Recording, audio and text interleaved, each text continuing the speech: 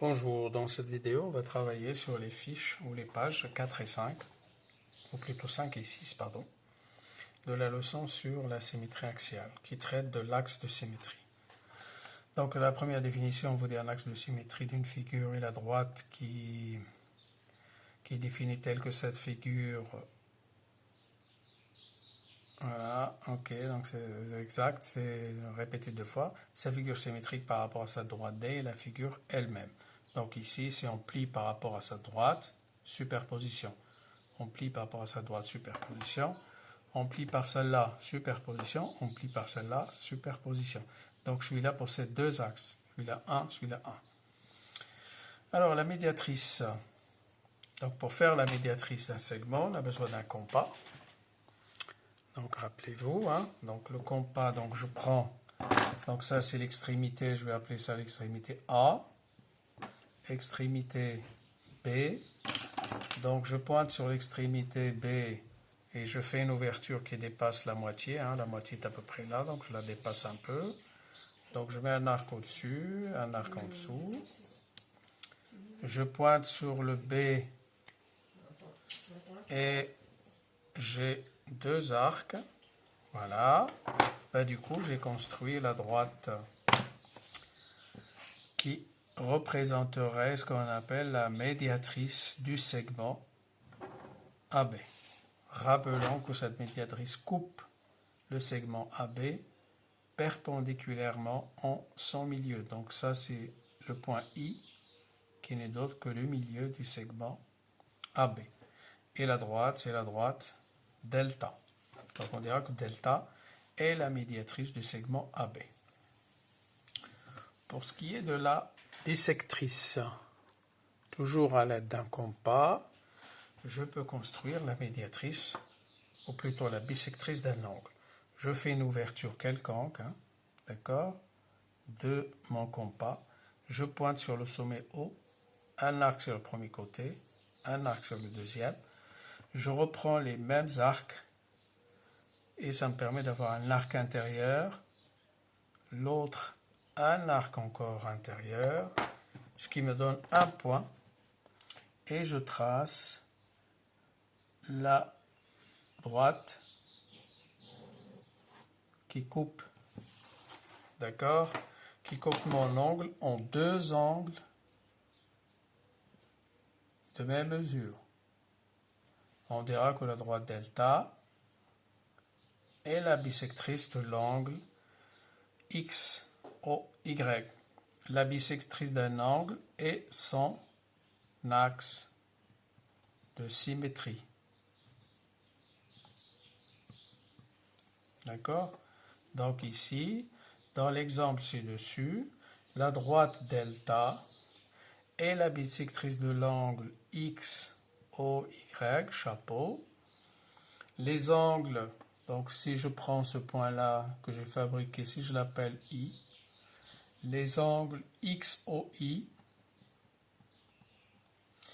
et l'angle YOI mesurent chacun,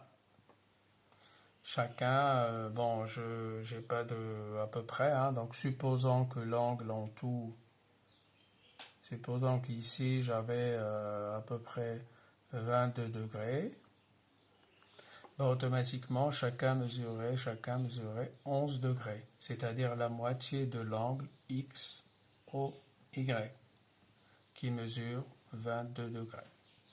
Donc c'est juste un exemple, hein, puisque j'ai pas de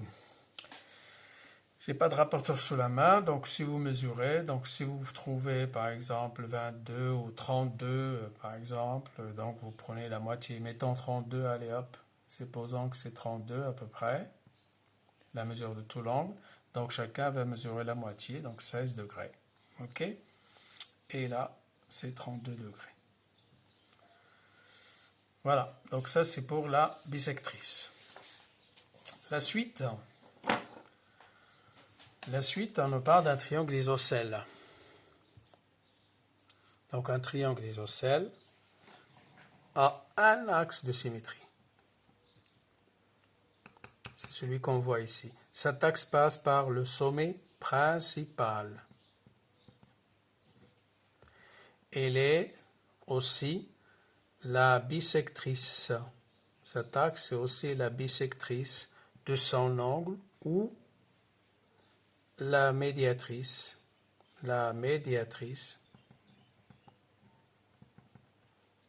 D'accord? Du côté opposé. Conséquence, les deux angles adjacents à la base d'un triangle isocèle sont égaux. Les angles adjacents, d'accord, à la base, qui est ici BC. Un triangle équilatéral. Un triangle équilatéral, je vois qu'il a trois axes de symétrie. Ce sont les bisectrices.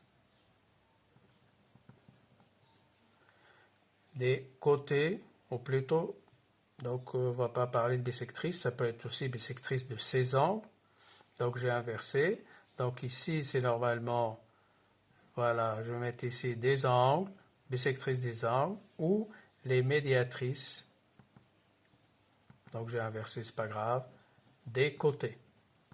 Vous mettez les médiatrices des côtés et les bisectrices des angles. Les trois angles d'un triangle équilatéral sont égaux. À combien? À 60 degrés. Après vient un losange. Un losange a deux axes de symétrie. Ce sont ses diagonales. Donc les diagonales sont les axes de symétrie du losange. Les diagonales d'un losange se coupent en leur milieu. D'ailleurs, vous le voyez, le codage 2, 2 et sont perpendiculaires. On voit le codage. Après, pour un rectangle, on voit 1, 2. Deux axes de symétrie. Attention, le diagonal, non. Ce sont les médiatrices. Parce qu'on voit que ça passe par le milieu. Donc, on ne l'a pas mis ici. On peut mettre hop et voilà. Les symboles pour indiquer. Et ici, 3. Et là, je mettrai une croix. Donc, vous voyez, les médiatrices coupent les côtés perpendiculairement en leur milieu. Donc, les diagonales d'un rectangle se coupent en leur milieu,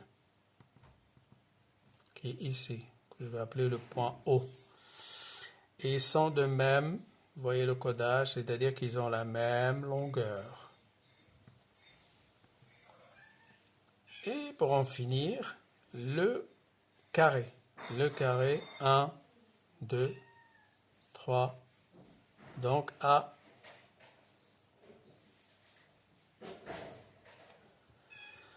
Un carré est à la fois, bien sûr, un carré est à la fois un rectangle et un losange. Il a quatre axes de symétrie. D'accord?